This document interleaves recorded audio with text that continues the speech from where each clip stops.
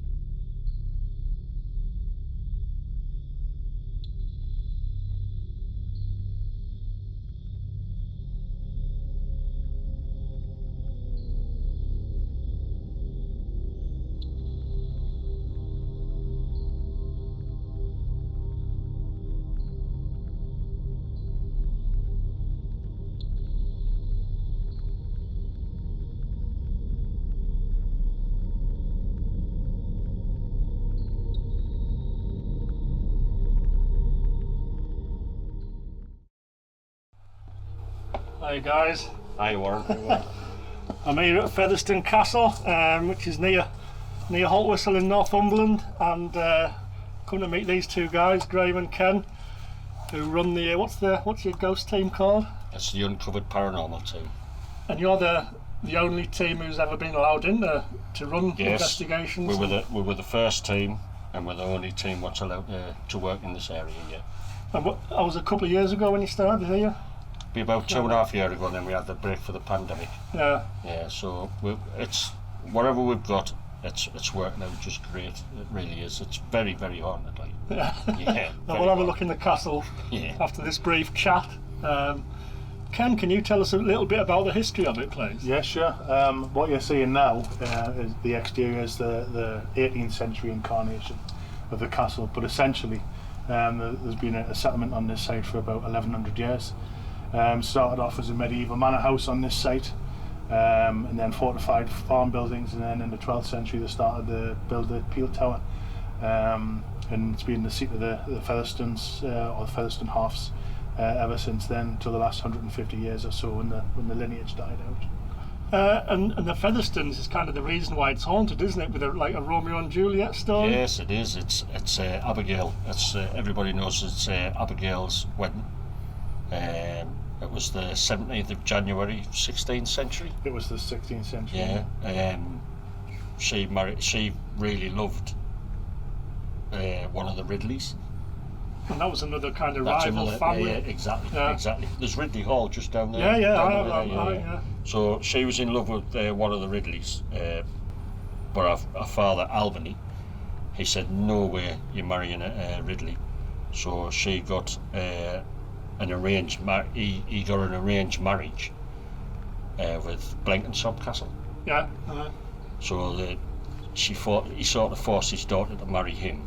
They were away out on a hunting party on the day of the wedding, and then the whole lot got slaughtered, every one of them. And it's a mystery to me and Ken, because even the Ridleys was slaughtered as well.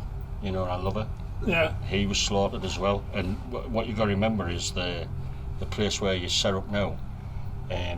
This is where horses is always trained to come back if they've lost the riders. And what's like the car park now? It's like the courtyard, isn't it? And the horses came in, and there was it wasn't the whole wedding party come back. It was like a couple of horses had come back in, covered in blood. There's one with a person hanging off, but they'd actually been cut to ribbons. So the whole wedding party had been massacred. So it's known as the Abigail's massacre, you know. And that's basically the cause of all the hauntings. Yeah. We think. We're getting there. Yeah. Because there's a lot of people saying disembodied heads. They reckon there was heads cut off. There was slashed to bits. There was blood all over, and that's what intrigued me and Ken to come. So to there's this been castle. disembodied heads seen in the castle. Oh yeah, Yeah. Because there's been all kinds of things seen, There's loads. There's a lot of shadows, voices, movement. There's poltergeist activity. There is a one what's got me and Ken intrigued, and the rest of the team. I'll show you when we get further in there. It's this. Can you remember the screaming woman? Oh, down the corridor in the And door. she's just coming through. But when you look back, and you hear people who, when it was a school and stuff like that, they've always mentioned something about this screaming woman, and we actually witnessed that ourselves. And it was just totally amazing. It just blew us away. What, you saw a woman? No, it was like Oh, the voice. you heard You the just scream? could hear her screaming, and we knew that we were the only ones in the castle. It's like tonight, Warren. Yeah. There's only us here, and everybody just looked at the door, and we opened the door, and you just could hear this scream coming. It was as though it was travelling through the corridors, and it just blew us away, didn't it? It was amazing. Wait to hear, you know. Yeah, well, come on, let's go in and see if we Yeah, can hear it let's have a or look. see what we experienced. The room there, if we go through that one's classed as the red room, Right. and that's got like something definitely happening in there. Where have you heard of transfiguration? Yeah. There's a lot of transfiguration happens in that room, and we've done it with mirror scrying and stuff like that. And I've done like an experiment, because I know like sometimes I think it's good to just like one person to be by themselves and mirror scry. So I thought, no. I said we'll do it with 12. So what's mirror scrying exactly? Mirror scrying, it's like where they're all given a mirror, there's a little candle in front of them, and all they do is stare at it.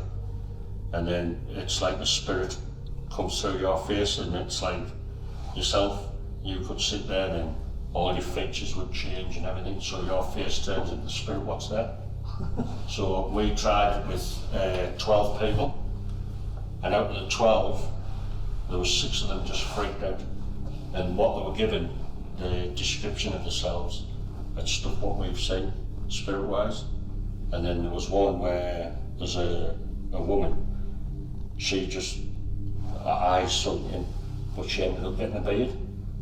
And that just totally freaked her out. So every time I come and I do an investigation here with the public, the red room, transfiguration room, and I set all the mirrors up, all the candles up, and I'll explain them what's happened. They try it with a mirror. After about 10 minutes, mirror down. Now, sit opposite each other. And it's like seeing me and you looking at each other. And it's so intense, and how the face changes. Some people, it just freaks them out. They can't believe what they see. Have you caught any of this on film or anything then? Do you ever film anything? We've done it. It's a thing with me. Spirits always said, done a deed for South Games, done a deed for this, that and the other, and it's a thing I've carried all my life. With Ken and the team, I've always told them, when you start videoing things and pictures and stuff like that, it can easily be altered. Are you with us? Yeah. So what I said was, I just took the concept of, come with us, you become a true believer when it personally happens to yourself. Oh, yeah. So that's the way I run. Yeah. You know what I mean? And I think with lights, cameras and stuff like that, that sort of stands them off. Yeah. Because they're intrigued with what's happening. And that's why I've done like other TV programmes, and I even convinced them, just turn the cameras off. Just sit for a bit. And they're like, get that back on! You know what I mean? So it's proven it's there. Yeah. You know what I mean? And it's like with this, the red room, that's classed as the transfiguration room. But that's the thing, that's a personal thing for me in there, because that's where we saw this very tall, if it's tall and slender, the more slender it is and taller it is, the longer you're going back. And the older it is. Age-wise. Right. And that's how you can see the height of the door. Yeah? Yeah, well, it's about 6.5 foot, isn't it? So you can imagine somebody dipping down to get out of there. Yeah. That's how big it was. But it wasn't me. Well, I saw it, but it was a couple of the team members, and about 3 or 4 of the guests. They all saw it, and they were like, In the red room? yeah. And then they were saying, "Where you going, Graham?" I said, "Well, I've got to follow you and see where it is." And I wish I hadn't. Because it actually gone into the ballroom, the yellow room. I will go through there in a minute. So we were in there, and it was huge strides. I mean, you'll see when you're in the ballroom, and I was thinking, that's what I was amazed at them. It just took a couple of strides and it was out. But then again, bending down to get underneath the door. So there's something there, what I'd love to get my finger on, and exactly what it is and who it is, and why it's been here so long. So that's a personal thing for me to investigate. Well, let's go through to the red room then. Yeah.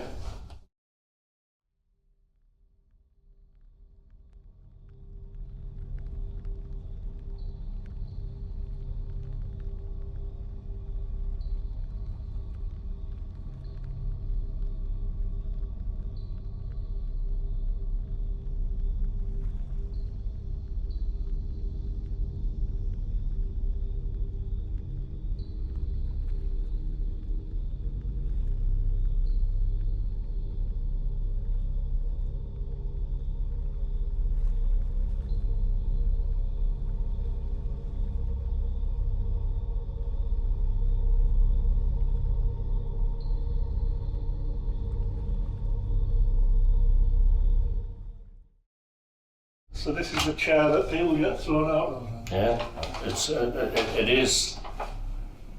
It's scary when you sit. I mean, we feel sorry for the guests who are sitting in it. You know what I mean? But it's like, I've seen it that often. I've seen chairs move. I mean, it's like what we've said.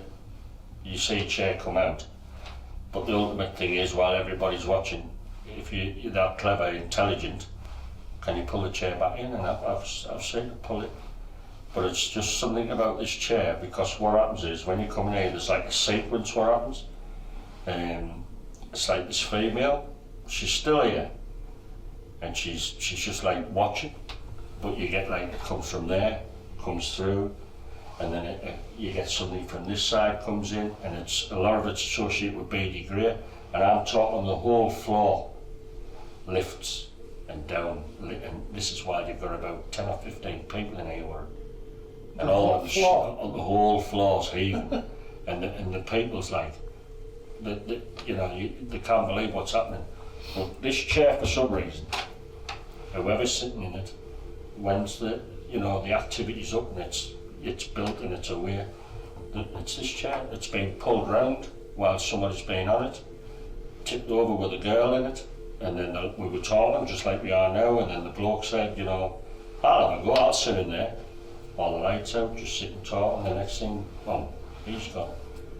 And it's amazing when you see it. It's scary, but it is amazing. Yeah. Do you think because, I think we've said this, haven't we, with the cameras being on, that the kind of the spirits back away? And, That's like when you get there now, I know this lady what's there, she's intrigued. Because you've got to remember, every time you come to rooms and stuff like that, something like this has never been done, Warren. In this country where you're at. With us filming? We're filming and stuff like that. So that's why. So they're just intrigued with you. And it's like I say, you can feel them coming in, and then they're looking. And it's, if they want to interact with you, they will. You know what I mean? It's like I say to them now, if any is spirit of Featherstone Castle, be it with a cameraman, sound lady, Warren, any is, they'll give you permission. If you want to do anything with them, the permission's there, they've said you can. So there you go, that's it. Yeah. It's out there now. So if they want to do something with you, they will now. So what, has this room got a name? The attic. The what? We class it as the attic. The attic? Yeah. And there's quite a few rooms off this. There's the staircase there. Yeah, the stairwell, yeah. Stairwell, yeah. And that goes up to the roof as well. Yes. And then you've got the little room. Well, it's hardly a room, is it, in that corner? I think that's more like a lookout point. Yeah? Yeah. And then you've got the other room in there that's got costumes in it. We sort of call that Abigail's Tower. We give it that name. And it's just, ever since we only got access to that, about a year ago. Yeah, it wasn't long. Wasn't long, and since that's been opened, there's just that much stuff what's happening now. So we sort of think, have you released something? Yeah. You know, with the door being open now. But it's the thing what gets people is the light anomalies, what's happening.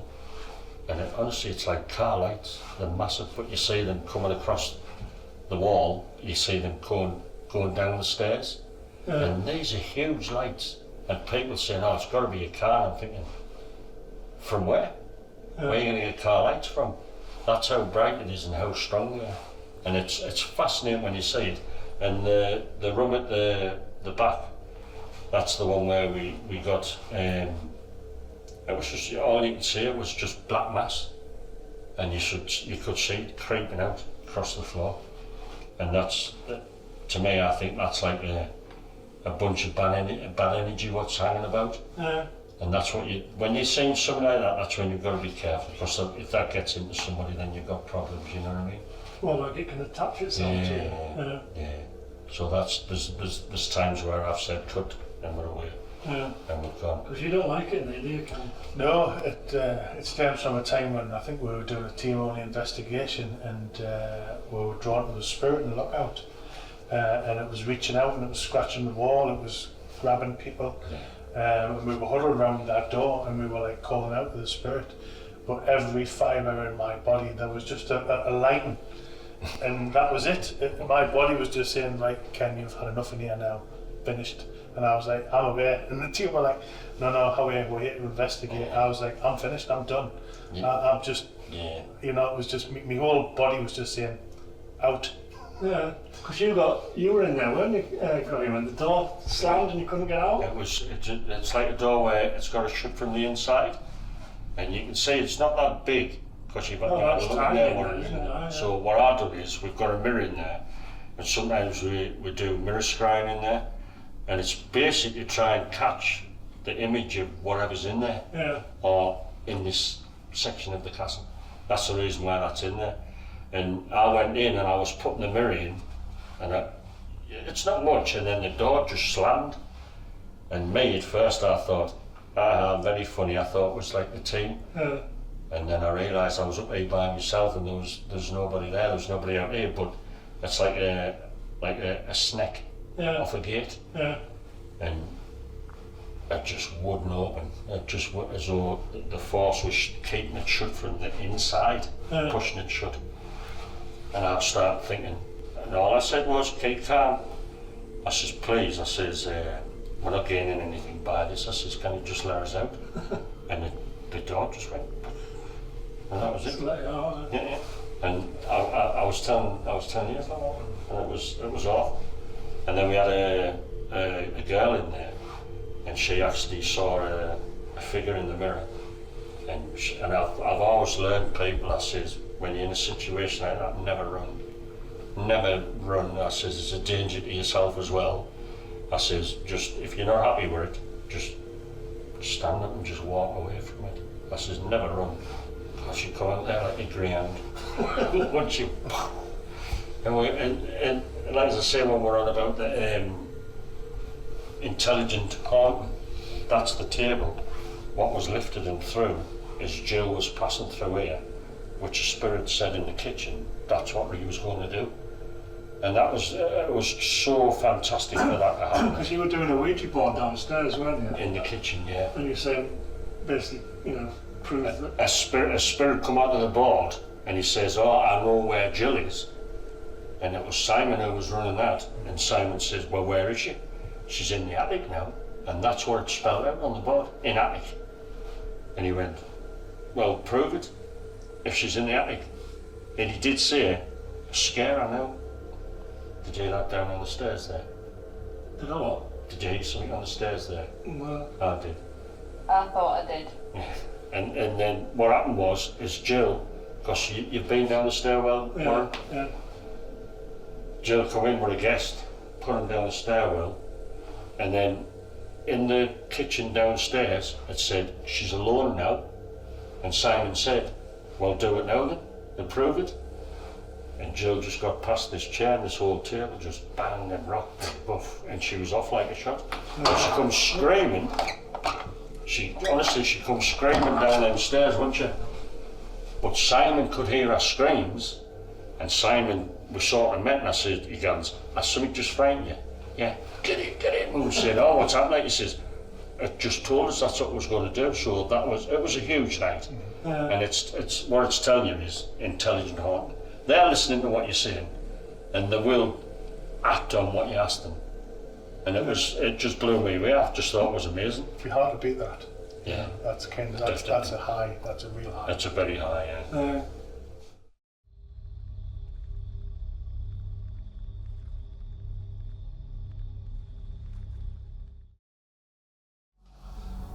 The next part of the documentary is largely about UFOs and aliens. I met a guy called Malcolm Robinson.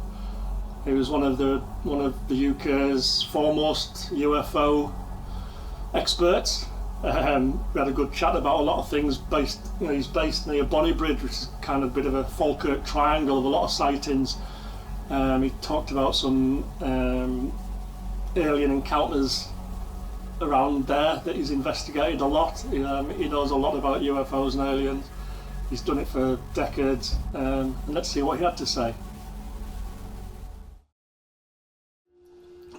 Okay guys, I'm up in Scotland now with someone who's got a lot of UFO knowledge amongst other things. I'll let him introduce himself. Yeah, nice to have you here, Warren. Cheers. Well, my name's Malcolm Robinson. I'm the founder of Scottish research group Strange Phenomena Investigations. We were founded way back in 1979 to investigate claims pertaining to ghosts, poltergeists, UFOs, and a whole range of strange and paranormal stuff, yeah.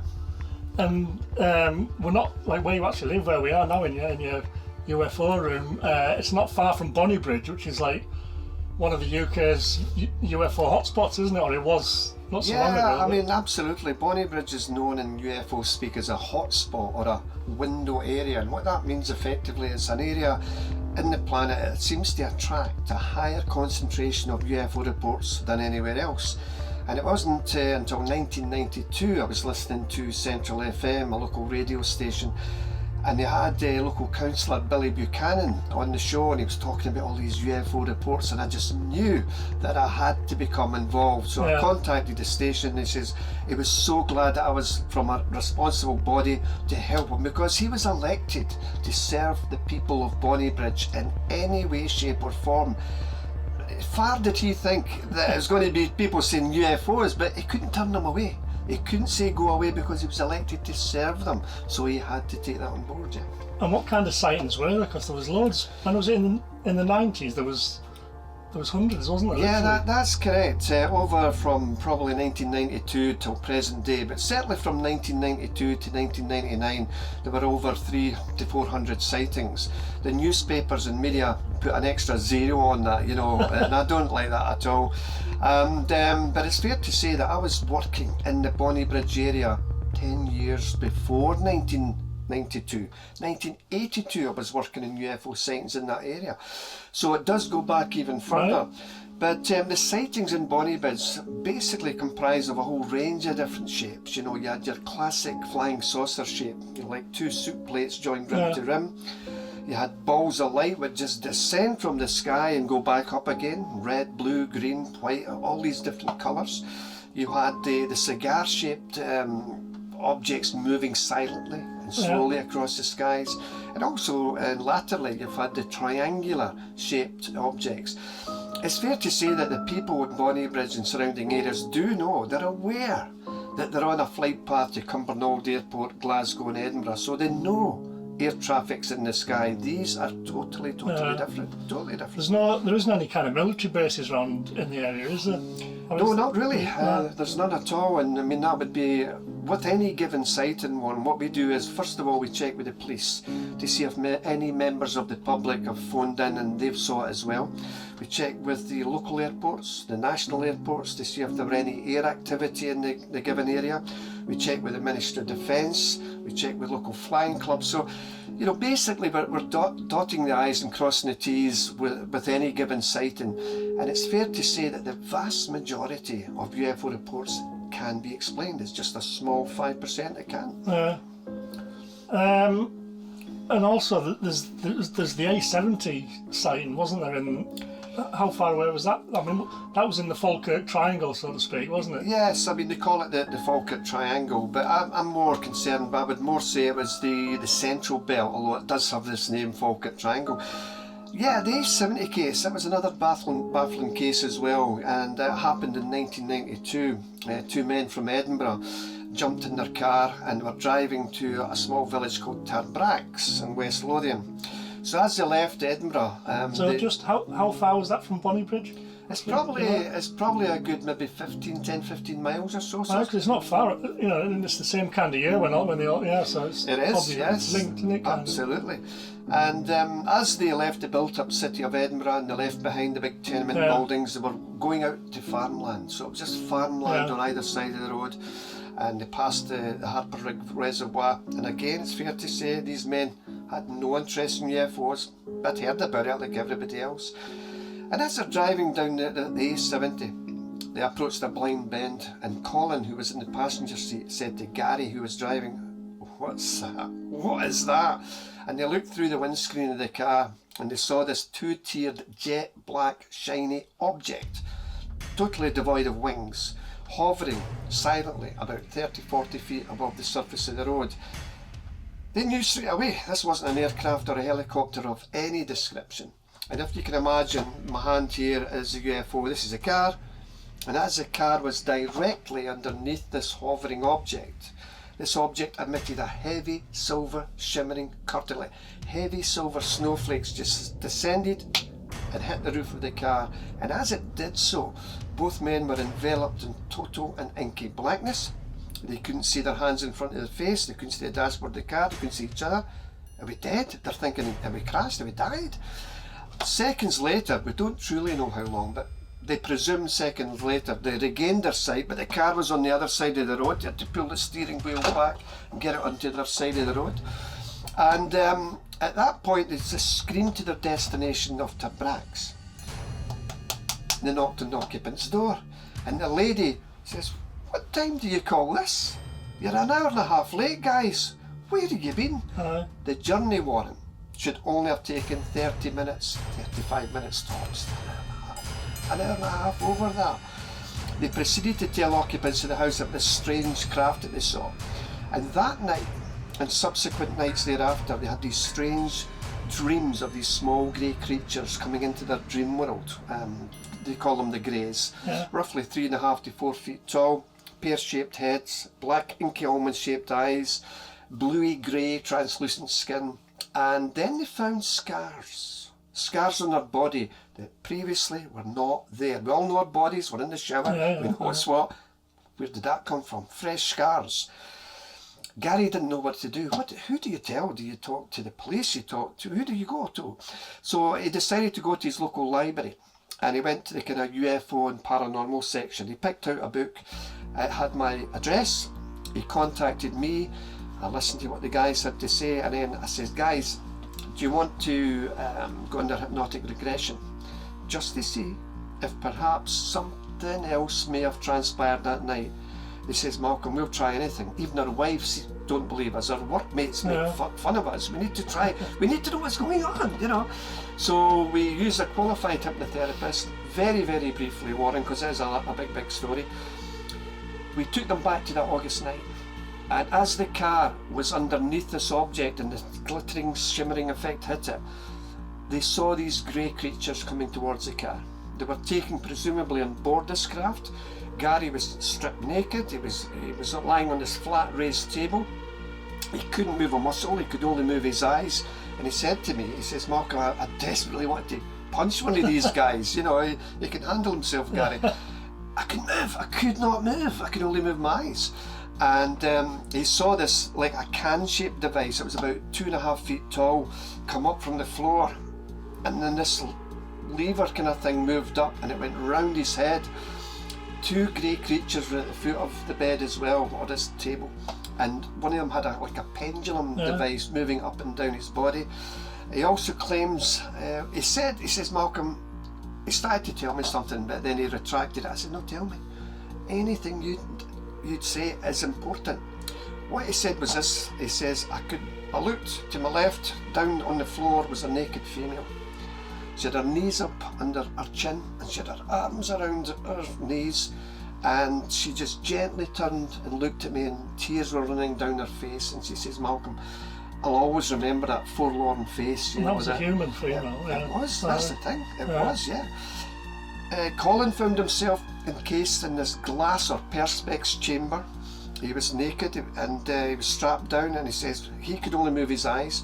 To the left and to the right, he saw naked people as well, and all these greys moving around. Now, it sounds preposterous, it sounds ridiculous.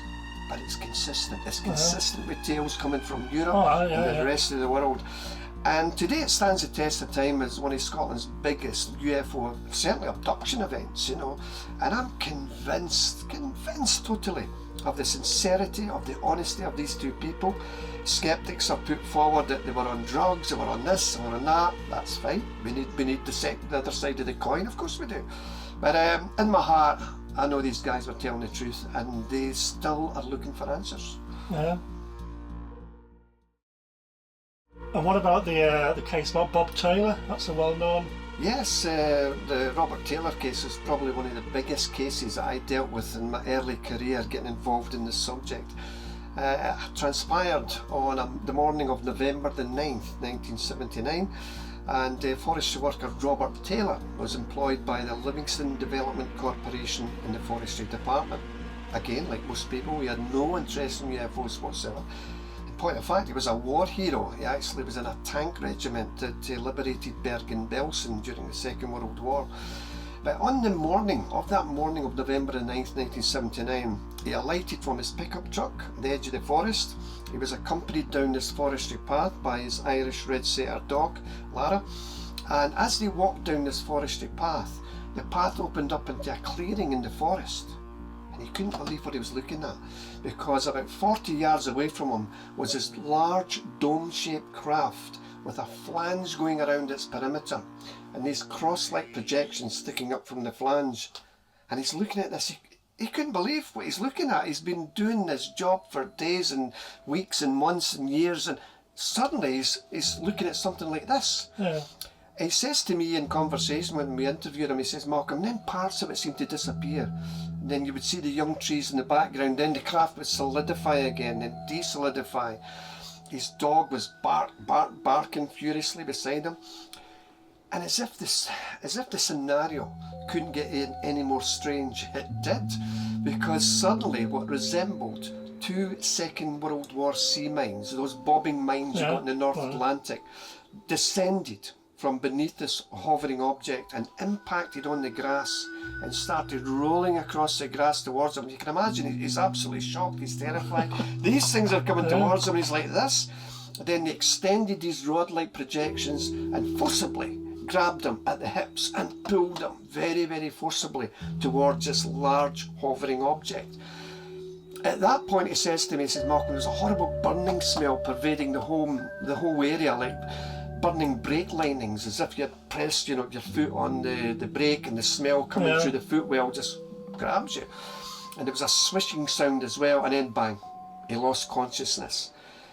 We don't truly know how long he was out for, but when he regained consciousness, the larger object was gone, the smaller objects were gone, and there were over 40 holes in the grass, a combination of triangular shaped impressions, circular impressions, and also track-like marks.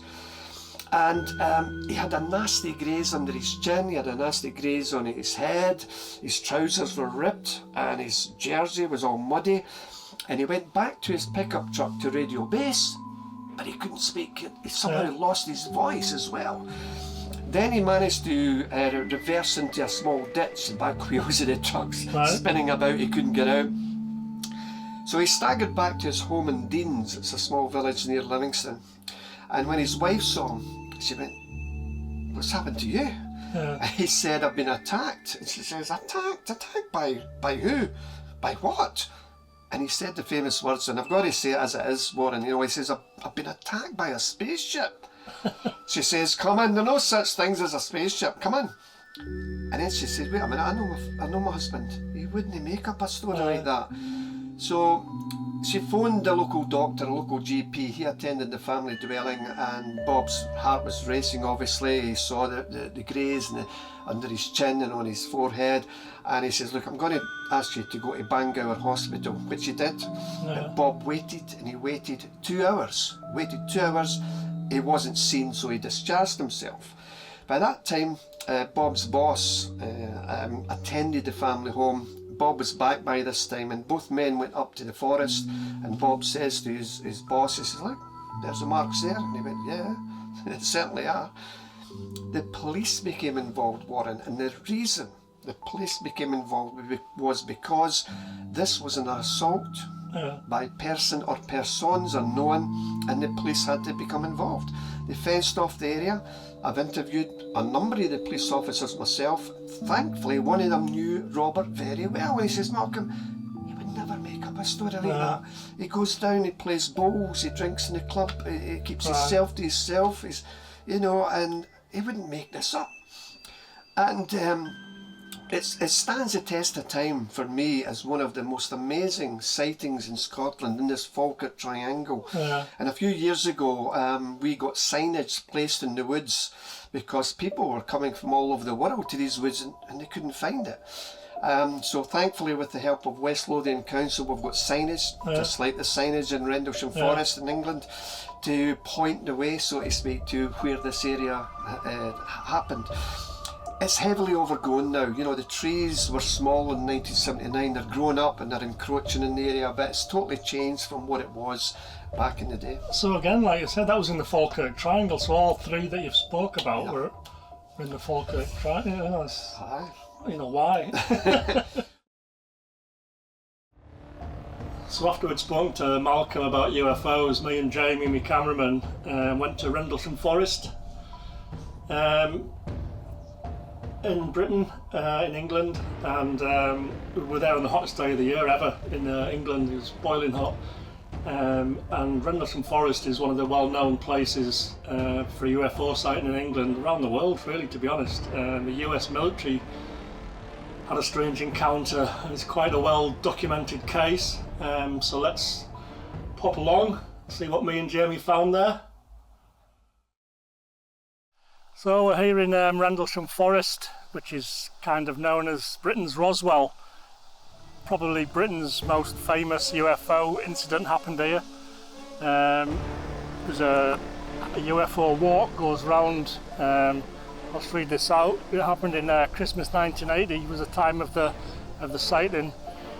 During a period of extreme military and political sensitivity owing to the Cold War, the United States Air Force leased RAF Woodbridge, which is just over there, with the runway extended into the forest, and RAF Bentwaters, located 4 miles north of the forest. The US Air Force was part of the defence work of NATO, the North Atlantic Treaty Organisation. It was actually 27th of December when the incident happened, and 2 USAF security patrolmen reported seeing unusual lights just on the edge of the forest. Thinking an aircraft might have come down, sought permission to leave the base and enter the forest. Went to investigate, separated in their search. One described seeing strange lights. The other reported seeing a glowing object that appeared to be metallic and triangular in shape.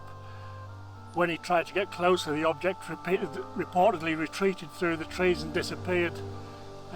Reports of the incident have caused a lot of division ever since. We can have a wander around the trail. We'll speak to someone who knows a lot more than I do as well. So let's wander on around the trail, see what we can see. Just follow me.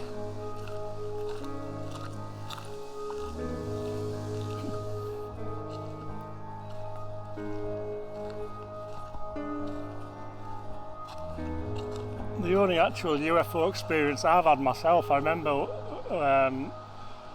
was in the 70s when I was a kid, and me and my mate saw this weird ball of light flying across the sky. Always stuck with me, you know. I was quite scared, to be honest. You know, I was about 10 at the time, but who knows what it was.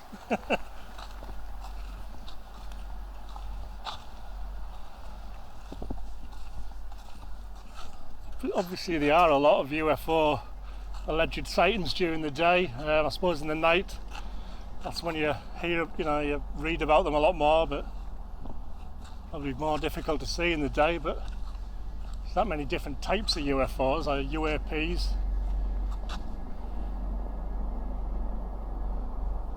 Nothing so far that we've seen.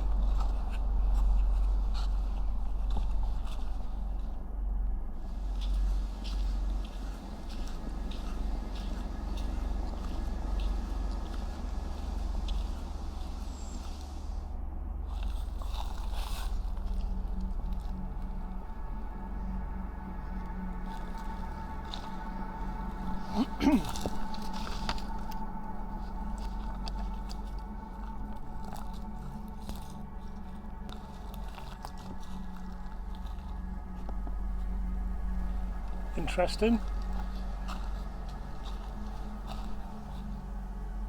So we're at another spot in the Rendlesham UFO trail.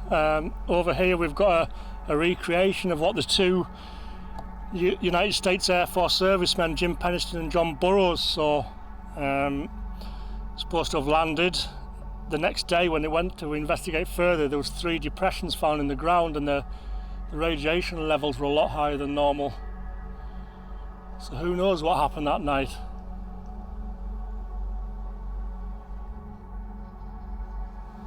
Well, the next place we went to is probably one of the most haunted places in the world, to be honest. If you look on the website, it's a house called 30 East Drive in Pontefract, in kind of the north of England.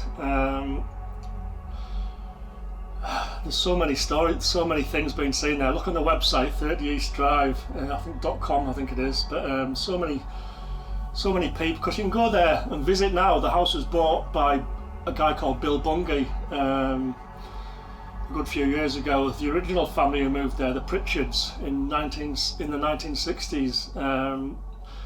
The man and wife had 2 children, a son who was 15 and a daughter who was 12, and that's when it all, you know, the reported things that they reported there were just bizarre. I mean, there was green foam came out of the taps, lights used to go on and off, plants leapt out of pots, cupboards used to shake violently, there was an endless list of levitating objects, and I think the worst thing that happened was Diane, the 12-year-old daughter, her long hair one night, her long hair stood up on end, and she was actually physically dragged up the stairs, and when she, you know, when it all kind of subsided, she had finger marks on her throat. So yeah, it's a very strange house, and if you, like I said about the website, if you go on there, there's a list of nearly 300 different things that have been reported by various members of the public who've gone along. Me and Jamie went along, had a look. We went during the day, and we didn't see anything ourselves, but we did have a good look around, and the house is all kind of still in the 70s. It's still decorated throughout in the 1970s style, and we spoke to a lady who, besides going to 30 East Drive and having some very scary experiences there, she'd also been to the London Dungeon, where she had further horrible encounters, really, which followed her back to her house. So we'll speak to her now.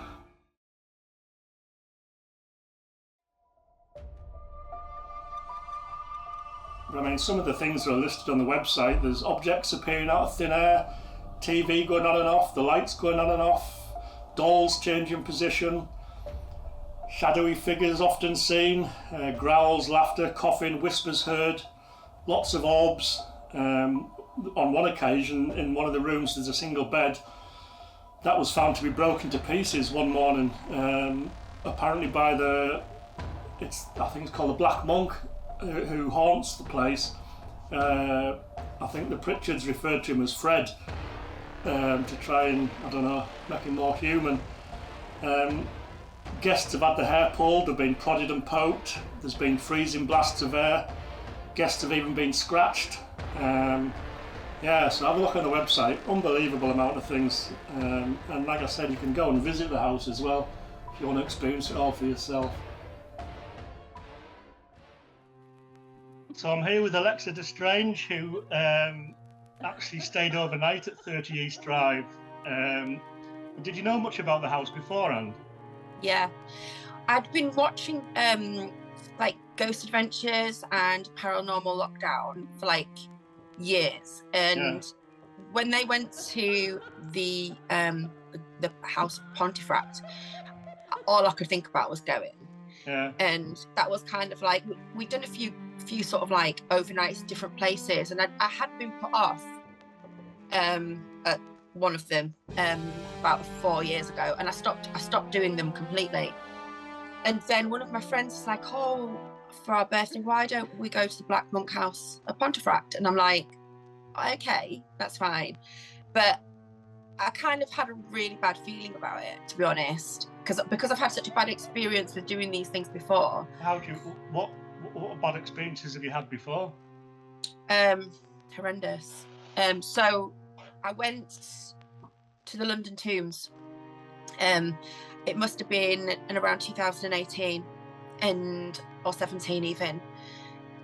And it started when we went in. I went with a group, like an actual group of people who were going, like, you paid to go and spend overnight there, and they took you around on this thing. They did sort of like communication, this and that. But as we're going round, I'm getting pokes. I mean, physical pokes on my rib cage, hard, right? And everyone else is quiet, and I'm going, ow, ow, and I'm thinking, oh God, someone's doing this as a joke. Someone's poking me. Yeah. I thought it was Shannon, my partner, and I thought, oh, it must be him. And I said, are you poking me? And he said, no. And it didn't stop. So in the end, I just started being quiet, but I could feel it, and it almost went through my sweatshirt, but I could feel it on my skin. It was the weirdest feeling ever. Anyway, we went and sat down sort of in this room. They were telling us about the history of the place. And I kid you not, we both heard a growl, and we both like looked at each other and were like, oh my God, what was that? So my dog's just turned up. Yeah. So we just kind of like got on with it. And then as the night went on, it got darker and darker in there. I mean, they were doing these things where they had like a tipping table. It was like literally walking around the room with just pretty much on its own. With just some woman's. Have you seen that before? I haven't really, no. It was, I mean, literally this table, first of all, we had our fingers on it, on top of it. So there's nothing underneath it. It's like a little fold-up table. And she's like, come on, put all your energy into it. So we're all there going, oh, it's energy. And the next minute, this table starts walking around the room with our fingers on it. And literally everyone took the fingers off and it was still walking around, and then it stopped. And then I just started to get really freaked out. I was like, I don't want to do this anymore. Yeah. And then I think the worst part of it came around 4 a.m. I started to just feel really, really tired. And I was like leaning over one of the baths that's in there. It's like some sort of exhibit. And Shannon said that he saw a black shadow over my head, literally like it was bearing down on me. And I was sort of like falling down over the bath. And it wasn't long after that we saw an actual ghost in the London Tombs. We saw like a big black shadow running down an alleyway sort of thing that we both saw. It wasn't just me that saw it. And I screamed and I was like, I'm done, I'm going home. Yeah. So we left. It was about 4 or 5 o'clock in the morning, and everything was fine, went to bed. And then it was the next morning that things started to get weird. We went out for lunch. We were a bit hungover. We'd had a few drinks. So the next morning we went to the pub, hair of the dog, and they were like in this pub, there was like these sparkling lights that were really bright, and they were floating, and we were laughing, and we were going, oh my God, look, there's a light floating around. And Jana was like, oh, I can see it as well. And we thought it was cool. We were just like, oh, whatever, this is just funny. It's probably just a little spirit orb from last night. We went back home, and that's when it got really, really dark. So about sort of like 3 or 4 started with bangs. in the house, growls, drawers coming in and out. My cats were freaking out. That night we tried to go to sleep. I put my headphones on because I was that scared. I couldn't. Yeah. I didn't want to hear what was going on. So I put my headphones on, and the next minute Shannon jumped out of bed, and it was like we'd had the bedroom door shut, and it was like someone had thrown the whole body weight against the door, trying to get out of the room, not in. You know, that'd be the weirdest thing. Someone trying to get in, but this was from the inside, pushing it to try and get out. After that, the house became unlivable in. It turned out this house, I mean, we lived literally a few meters from the London Tombs, so this house was built over the plague pits. It's a block of flats. Right. And we were on the 3rd floor, which you'd think wouldn't be too haunted in a brand new building. And it sort of culminated all week. It was like this, and we had to call the company. We'd been on the thing, and they were like, well, we'll put you in touch with the mediums, but they couldn't come for another 4 days to help clear. Yeah. So all of this time, I was panicking every day. I felt like I was being watched. I felt things over my shoulder. We were hearing growls. I felt like I was losing the plot mentally with it. Yeah. And then finally, it came to the day when they turned up. And before they turned up, everything went freezing cold. And like I could see my breath on the air, and it was October. So it wasn't what you'd think frosty weather, October in the middle of London, where we were at the time. And when the mediums came, I said, I'm freezing, I'm shivering with cold. And she said, oh, it's a spirit trying to put you off us coming in. And by this time I had showers, and she said she could see it. And then she said, I've got one of your relatives here. And this was a bit that really got to me. She said, your relatives are Spanish. And she said, she's saying a word in Spanish, but I don't understand what it means. She said, do you understand what it means? So she said the word to me, and that word related to something in Spanish that only I know, one of probably my deepest, darkest secrets. Yeah. And I was like, she said, do you know what that means? And I went, no. So there's no way I was going to admit what it meant. Yeah. Absolutely no way. And that literally was probably the moment for me that I literally went over the edge with it all. Anyway, so they started doing Reiki on me downstairs. They went upstairs, they cleared all of that. And then she said, it's gone. She said, it's gone. And I said, it's gone. And she said, yeah. She said, we've got it out of your flat. It did feel really flat and dead in there after, but I couldn't live there anymore because I'd got so freaked out. So I think it was 3 days later, I called my landlord and I said, I need a different flat, I need to move. I got removalists to come in. I never went back in that flat, even after it was cleared. They went in, got my stuff, took everything out, and I moved to my new house, which was about 10 miles away. And the day that we moved, I unpacked everything, and Shannon had gone to take his mum to the station. And I kid you not, I sat on the sofa and I went, thank God. And I kid you not, a stone was thrown at me in my new house. And I literally went cold. Now, after that, there was nothing else. So it was almost just like, I'm going cold thinking about it now. I'm getting cold everywhere. It was just one of those awful, awful times. And that put me off. So when I thought about going to the Black Monk House, I thought very carefully about it. And yeah, I wish I hadn't gone, because although I didn't get an attachment afterwards, the night that I had there was horrendous, absolutely disgusting. And the thing about the Black Monk House is that it doesn't always show you actual things. Like when you go to the London Tombs, you might see an actual ghost. People have seen ghosts in the Black Monk House. I didn't see one, but it's what I felt, what I heard, and what I saw that was manifested that wasn't a ghost as such, but horrible little creatures. Do you know what I mean? So why did you go back then after? I don't know. Do you know? If I'd have had that terrifying experience, I don't know. 4 years have passed. Yeah. And when time passes and you've always had an interest in the paranormal, you go, oh, okay, it would be fun, and we always wanted to go there. Shall we go and have a look? And I was like, well, that's fine. I'll go. I'm not doing any calling out. I'm not doing any Ouija boards. I'm not doing this. I'm not doing that. I'm just going to go and sit there and observe. And I thought that by observing, I'd be pretty safe. Did you just stay over for one night? Yeah. So one night. And who else did you go with? I went with Shannon. Also, my friend Dan and his partner went. Now, all of us were petrified of ghosts, you know. although Dan was more curious, I suppose, and he was sort of documenting everything. And a lot of the things that happened, well, one of the things that happened specifically, we did catch on video, which I think he has somewhere, or I have even on my phone, which was whistling at us. But the house plays jokes with you. So, for instance, we arrived and we thought we'd order a curry.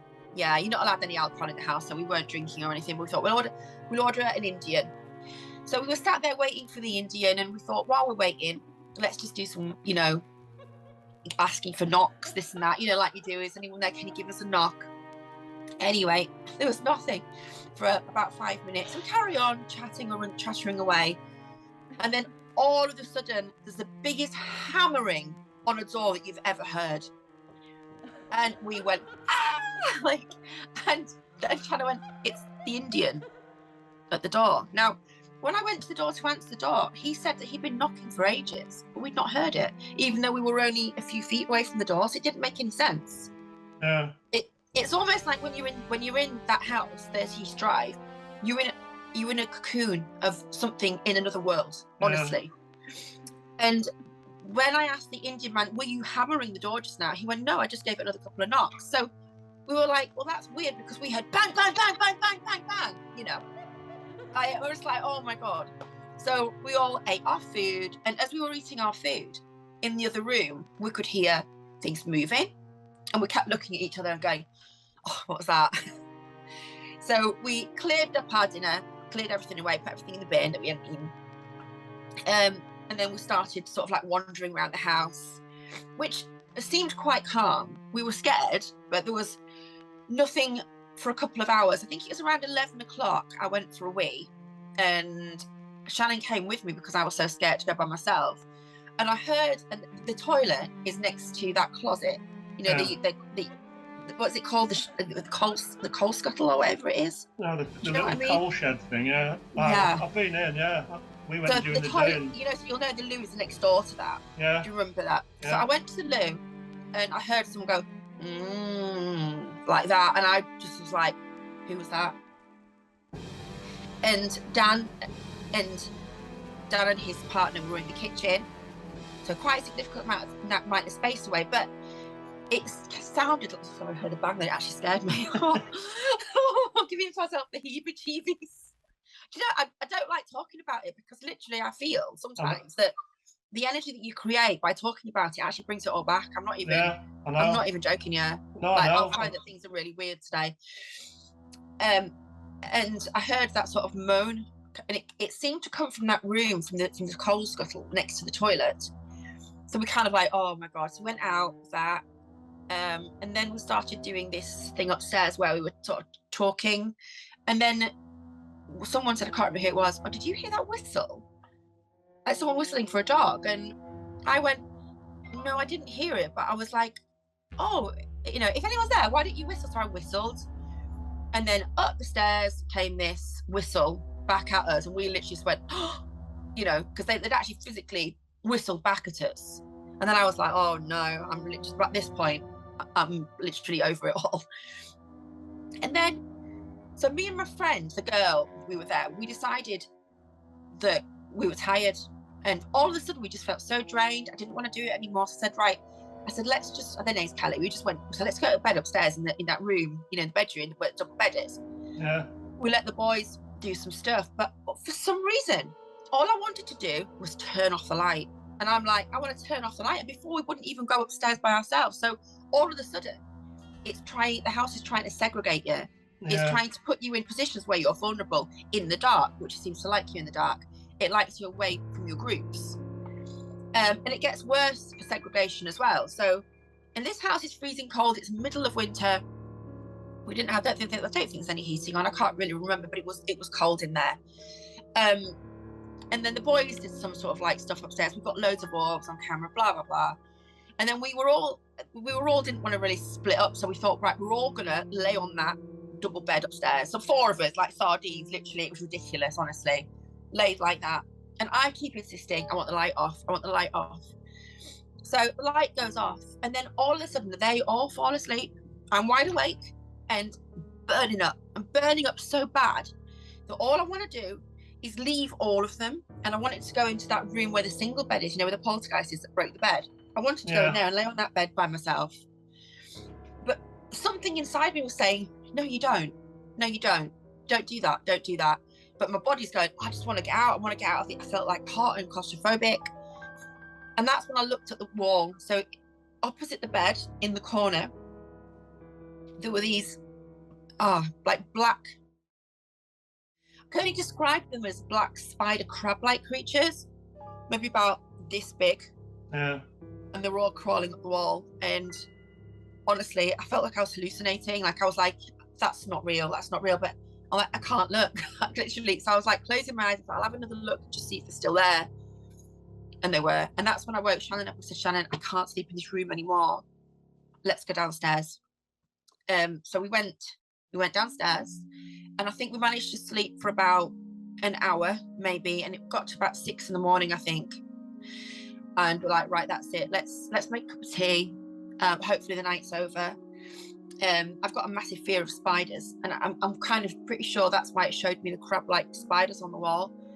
Next minute, I'm sat on the sofa while Jana's making tea, and the biggest, fattest spider I've ever seen runs across the floor, another one on the ceiling. Now, I never saw any spiders the night before, and I'm pretty sure that they were manifested as just like negative entity sent it because they knew I was scared.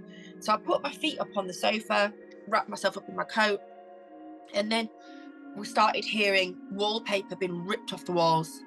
And I don't know if anyone else has heard this, but it was so clear.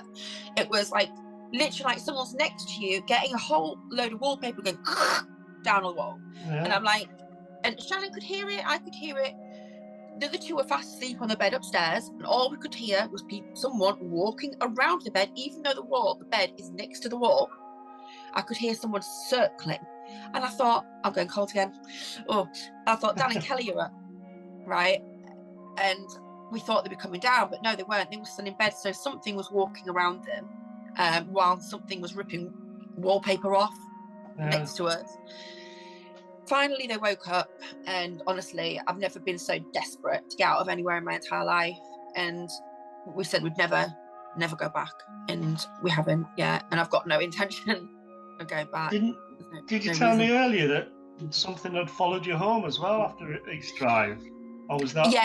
Yeah. So it wasn't. I mean, it wasn't as bad as what we had at London Bridge, but the weirdest thing happened that night after East Drive, we were chilling out. I think we got some food, got a bottle of wine, we were drinking it downstairs. I went upstairs to tidy. I've got like a dressing room, tidied everything up, and I'm listening to I must have been listening to the radio, which I don't do very often. Had the radio on, and suddenly it was telling me about it was talking about Pontefract, the Duke of York, and it was talking about the soldiers and about that battle. And I'm like, that's weird, because I've never heard anything about. I mean, obviously I knew there was a battle because I was told about it in that area, but it was explaining the whole battle that was in that area where we'd just been the night before. And I can't remember what radio station it was. It just started like talking about it like on normal radio, and I'm just like, that's just so weird. So I went downstairs, told Shannon about it, and he's like, oh, just turn the radio off. And it was just really odd, like, you know, just odd little things. Oh God, sorry, it was the dog. I'm actually scaring myself now. Oh, you're scaring me now as well. Oh, I'm sorry. I know. I've gone cold everywhere. I literally hate talking about it. Well, I know, I appreciate you do. You do, you know, it just, Pablo, stop it. I often get goosebumps. I was on the 30 East Drive website last night, just refreshing my memory, and I was getting goosebumps. You know, watching some of the videos of like the shadows passing the screen. And did you have anything happen there? We were there from about 3 o'clock till 5 o'clock on the hottest day ever in Britain. Right. It's red hot, but nothing happened at all when we were there. But I think, like you said, well, I know stuff happens during the day, doesn't it? It does, but in all honesty, I think as darkness comes, energy for some reason seems to get stronger, and entities become more awake. And I noticed this when I had the attachment at London Bridge, that it would start at 3 o'clock in the afternoon. That's when it would start small, and it would get bigger and bigger and bigger. I mean, at East Drive, we were starting to get poltergeist activity, things moving about when we're in the other room, we could hear it. I'd probably say, I think we got there about 4. By 6, we were hearing stuff for sure.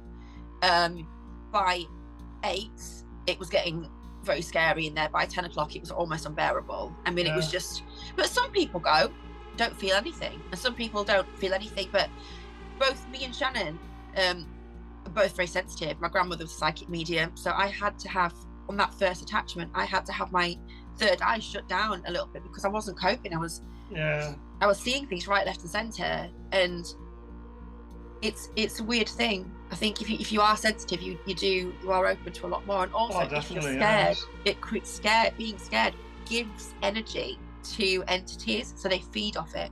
Yeah. And I get really scared at everything, so I obviously give them a lot of energy. I don't know. I actually had a face reading done yesterday by kind of I don't know how she'd describe herself, the lady I know, but she does tarot, and she used to do a lot of in the paranormal, but she stopped because a lot of really kind of weird and dangerous stuff was happening. But she read my face, and she reckons, she showed me like a close-up, I think it's just above my eye, a little kind of shadow of, like, she thinks I've got a guardian spirit of a wild dog. So, because I don't know if I'm just not attuned to much spiritual stuff, or whether this spirit guardian is protecting me. Maybe. Maybe. The more you look into it, they're just strange. That's it all the gets. thing, isn't it? Yeah, I know. It is all very, very scary. I mean, I say to people now, when people say, "Oh, I'm going to go on a ghost hunt," I go, "Really? It's not that great an idea." Because you're opening up avenues to things you can't shut down. Yeah. And we don't know enough. You've got to kind of do the protection. Yeah. And but how many rituals, people whatever do you want that? to call it, don't you?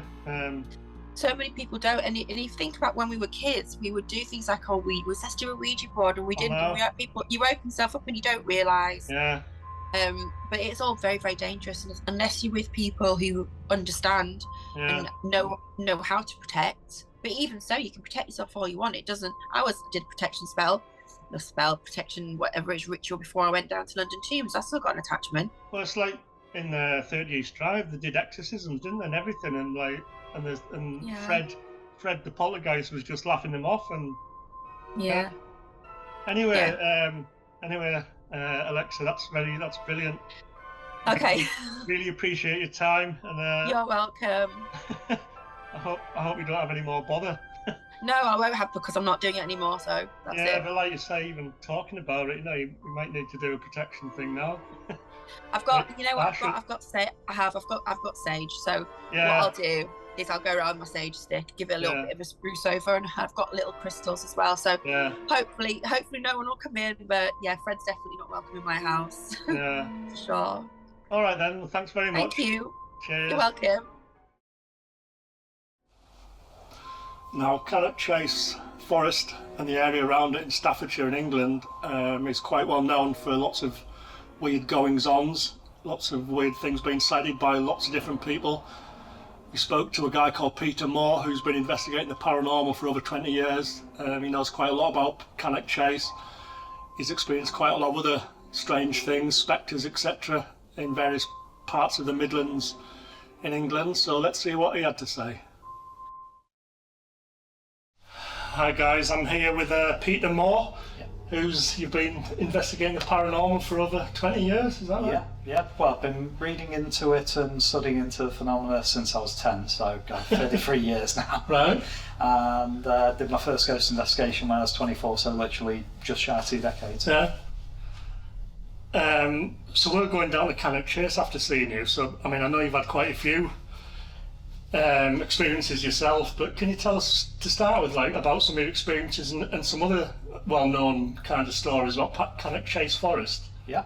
Well, the forest itself is a hotbed of various activity. I must admit, unfortunately, my biggest area of expertise is the cryptid side of things, but ghost-wise, certainly the German cemeteries are the most haunted. So that's the German cemetery that has the soldiers from the war in, isn't it? Yeah. There's actually 2 parts to it. You've got a smaller one at the front with a small side car park, and then following on from that you follow the track down, and there you've got the majority of the graves in a very large spread out area. talking to a person in a van at the actual front car park where the smaller cemetery is, I was actually talking about an experience I had involving dead German spirits over in Wales. And coincidentally, just after finishing that story, the van door popped open and actually slid upwards against the line of gravity, because we were actually... so there's no way that could have... No. I mean, popping out and moving slightly. And obviously there was no one in the van, so... No one outside. There was 4 of us in there. And literally, as soon as that popped open, everyone's jaw pretty much dropped, and then we all jumped out to see if anyone was there. And it's an empty car park, like 7 o'clock in the evening. Yeah. No one in sight, and nowhere anyone could have just very quickly dived off to without hearing them. So, literally... But I don't suppose you've got that on camera or anything? I wished I could say I had, but unfortunately we were only recording on tape at the time. Though we had literally just finished the interview with the person we were doing about 20 minutes beforehand. We'd switched the tapes off. Yeah, so it's always the case, isn't it? But the actual main German cemetery as well, where you've got a building with epitaph in there, and literally going in there with about 6 other people. Literally people just feeling like breezes brushing past them as though someone was walking by, and literally that was happening for the good half hour that we were walking around the area there. Sorry, go on. No, what else have you seen in Cannock Chase? Or? With Cannock itself as well. You've been there a few times yourself, haven't you? Yeah. We've had some experiences where we've had strange knocking noises occurring in response to us doing some wood knocking on the trees to try and elicit a response. We also, both me and my wife, had a bit of a weird experience where we were actually down on the south side of Cannock Chase, and there we heard what sounded like imitation owl noises. Where literally it was like 5 or 6 just suddenly rocketed up at once after we heard one about 100 yards to the left of us, and then a load more in response. That certainly did defy a bit of explanation, because this is late at night, we're the only car there, so it's not like there's anyone else that we could see in parts that would be wandering around. Likewise as well with the castle ring, I do know of one person who saw a black shadowy figure that was walking around the castle ring, which is on the southeast side of Cannock. Right. And there they'd literally, they basically met up with a girl in the car park, and when they'd gone out to go to the toilet, they'd literally were gone walking up there to go away from the car park, jumped behind a tree, and there was this shadowy figure stood right in front of them. For myself as well, though I didn't see this directly myself, there was a group of us who were over, again it's nearest to the German cemetery, but on the west side of that you've got an old quarry. Right. And we're around the outskirts, the edge of the quarry. I actually had sound parabolics with me. I was listening on that, and we'd all stopped, and I could hear heavy footsteps, probably a good 200 yards from us, further down towards the actual fence of the quarry. One person went running off down there, and he saw he described it as a huge hominid figure, literally just on the other side of the fence, just by the trees. That, as in a shadowy hominid, or as in like a Bigfoot kind of thing? He thinks it's like a Bigfoot style creature. As I said, I didn't see it directly myself, but it was very heavy footsteps. Yeah. And there's reports of a pig man as well, isn't it? Cannock Chase? Yeah. I know someone who's collected a few reports in the area, and that's near the BT Tower. And literally there's 2 separate sightings over about 30 years where Pigman was actually seen charging towards a group of people. Literally, as soon as they saw it, they did a bunk and a runner from there. And then it was about, I think, late 90s, early 2000, it was seen a second time again in the same area. And was it the same kind of description each time? Yeah. So what was the description?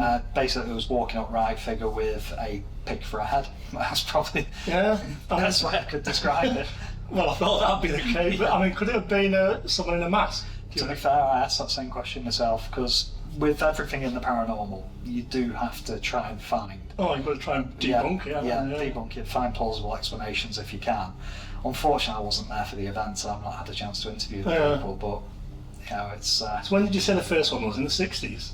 Yes, it was about 60s or 70s. Because obviously, because I mean these days you can get a pig mask no problem. I suppose in the 90s you might have been able to, but Well, in the, back then, in the 60s, you know, you might struggle to get a decent pig mask. Like. I know. I mean, to be fair, it's not the common Halloween costume even today. No.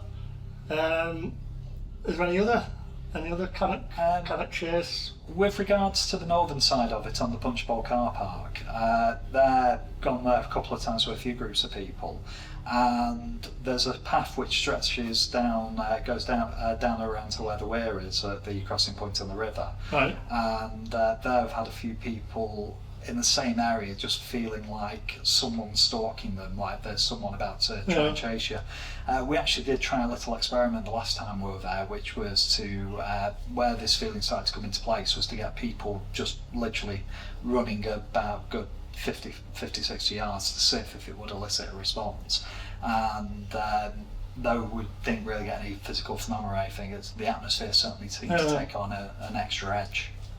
And certainly, I know there has been a serial killer that operated in the area that was burying bodies in the area. Yeah. I couldn't say if he was chasing them through there, but certainly events can leave an imprint on a place. Yeah, so you think, because you know that's a well-documented case, a serial killer left 4 bodies there. You think that that negative atmosphere can affect the whole area? Oh God, yes. Yeah.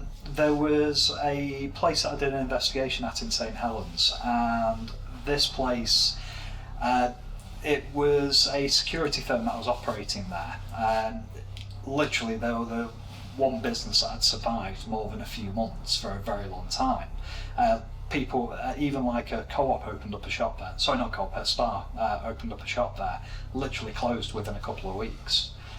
Anything that set out in this property would just shut down, and the atmosphere, it was like a sinkhole of evil. You could bring me within half a mile of that place and I could literally point the direction to where it was, because it was like a stain on the entire area. And this building had a lot of activity going on. The staff, the reason I got a chance to look there was I actually knew the accountant who worked for the firm, and he'd actually let us in a few times. In going in, there were certain rules we had to abide by. You couldn't open the windows for one. Any blinds that were opened, it immediately led to activity going on in the place. Yeah. And so every staff member was on strict rules: windows shut, blinds down.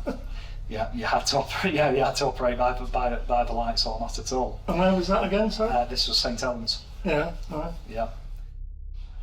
So, and you've seen quite a few apparitions as well, haven't you? Was some of them at RAF bases? Yes, well, the very first apparition I ever saw was actually at a place called Clanbada RAF base, and it's an old RAF base from World War II. It did move over the hill and the site got abandoned, but it got picked up by a guy who was trying to sort of like make a mini sea life centre and a little theme park in the area, though there's an interesting story with that I could get to as well. Now, he opened up to ghost investigations after a lot of plans fell through, and there was an area there which was called the morgue. Now, during World War II, they'd had quite a few incidents. They'd had some friendly fire accidents, but they'd also captured, tortured and executed several German pilots who had been shot down and caught in the site. And this area, which we'd nicknamed the morgue, was where they'd actually been tortured and executed. There was actually the first full apparition that I saw, which was during the seance. I'm sat there and it's like I've got what looked like a big, beefy, no-necked, big, the proper sergeant's moustache from the wars. Yeah. And literally it was in my face, this close. And wherever I looked, it would just literally swing round, be straight back there. I'd sat through this for about 30 minutes and walked out of that place completely white as a sheet. So what, was it like how would you describe it? Like, was it a shadowy black apparition? Or, you could clearly see the face. It was like it was lit up from behind. Right. So it's like literally, you can see the figure. Could anyone else see it? Unfortunately, no. This is an interesting thing with apparitions. You will have some way you have group sightings of it.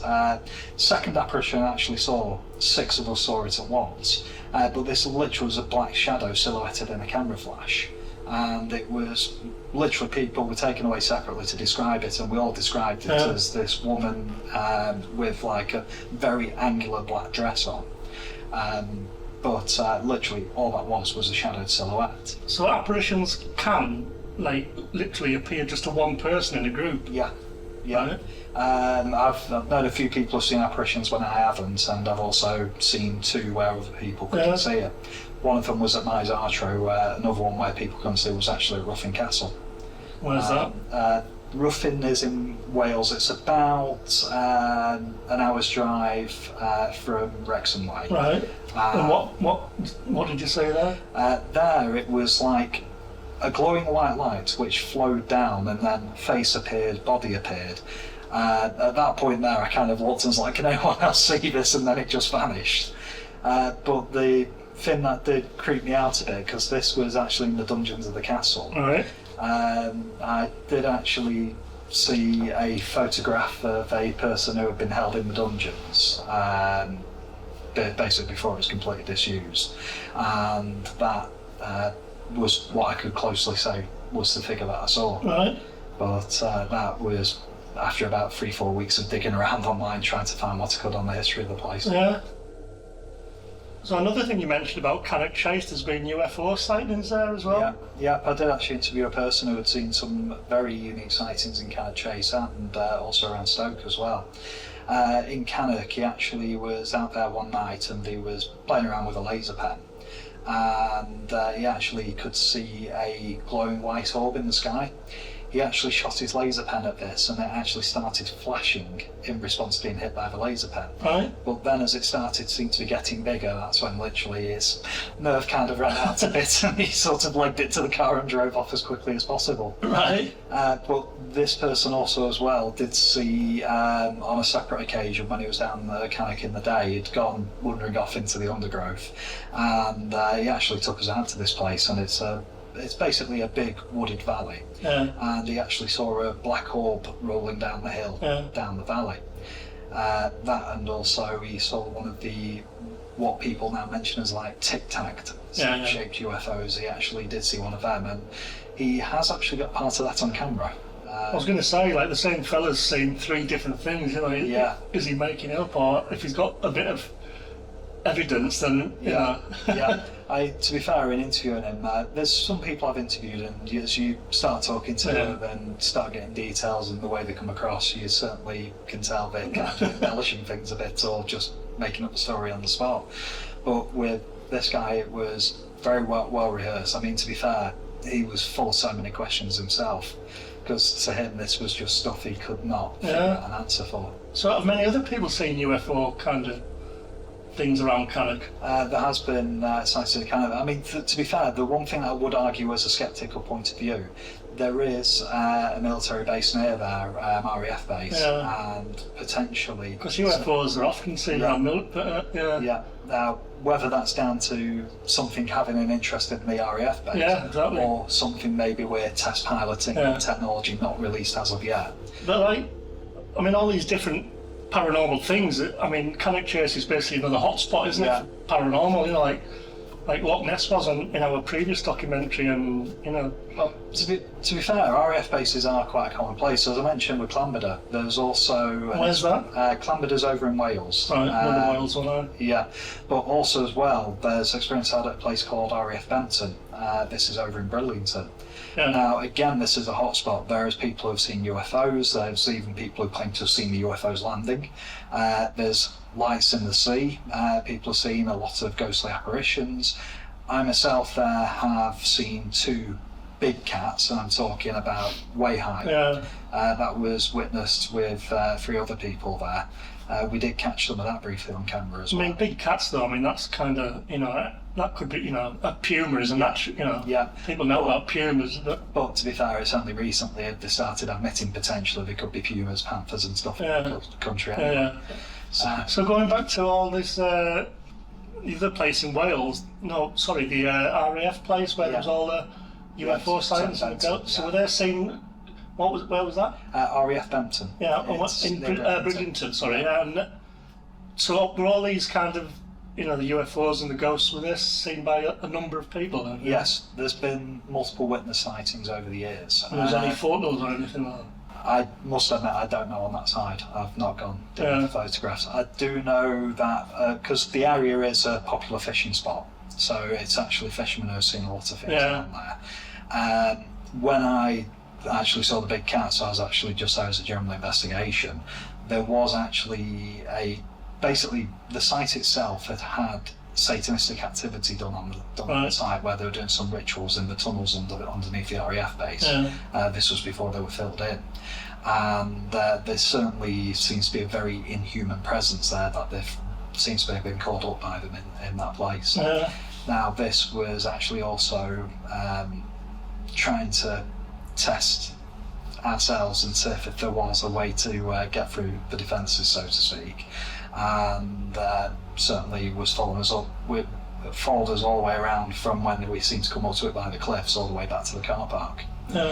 On top of that, there was also an energy imprinted into the area where someone had been attacked and their arm was broken, and I think they were thrown off the cliff. But the crazy thing is, there is about 4 or 5 disappearances in that area as well, where people have literally vanished and all that's been found is a car in the car park. So I mean, it could be an alien abduction. It could be an abduction, could be suicide, could be a serial killer stalking the site. Unfortunately, with these sort of cases, there's usually not enough evidence to go. Fascinating. All right, well, thanks a lot, Peter. That's brilliant. Cheers. Well, I hope you enjoyed that, guys. I know I certainly did. I love the paranormal, so interesting. I'll be making more paranormal documentaries, don't worry, so maybe follow me along, Warren Speed. Cheers, guys.